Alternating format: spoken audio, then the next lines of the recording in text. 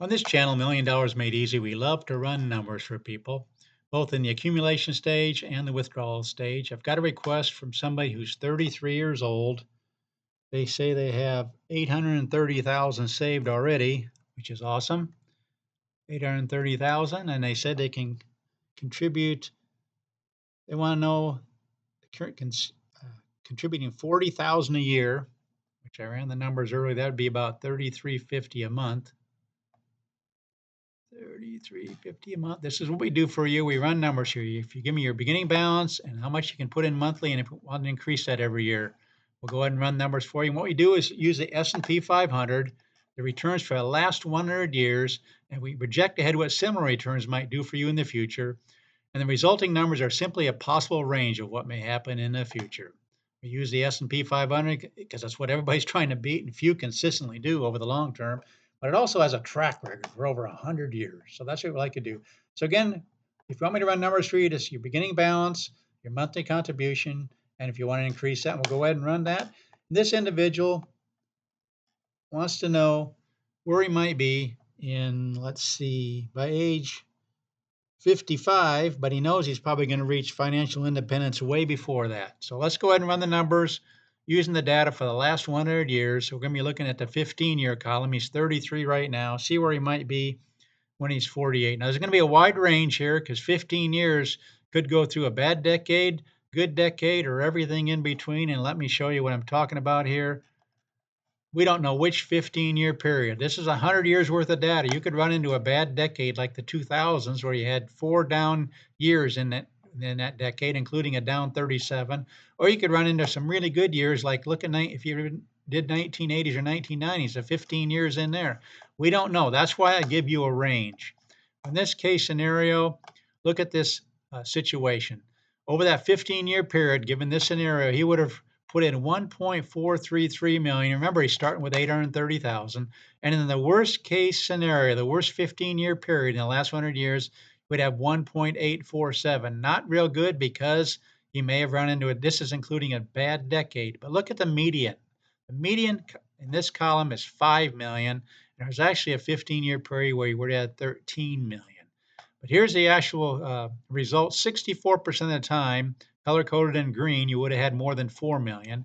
13% of the time, you would have had over 10 million, and you never would have made it to 20 million in gold in the 15-year period. But if you look out over here, you're going to see if he would go out a little bit farther with the same scenario, 830,000, contributing 3,350 a month, look at the kind of numbers you'd have if you did that for 25 years. Then you would reach the goal. Let me just type in 25 here and show you the actual breakdown.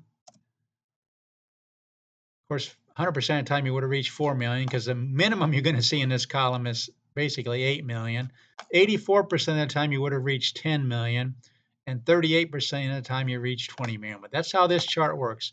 But I want you to also consider inflation. We always do that in the box up here. If you had a 3% inflation rate, this would be the buying power of these amounts down here. For example, say you went 19 years, the buying power of this 8.524, which the median in a 19-year column would be 4.861. So he wanted me to just run the numbers for him. He also asked me if he stopped contributing after he reached 1 million and 2 million. So if you're looking at the 15-year minimum, I can't run that, but I'm just going to do this if he stopped after 10 years.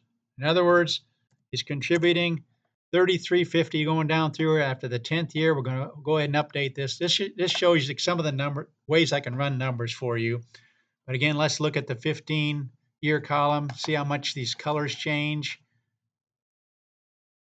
Taking a little bit to figure this out. Okay.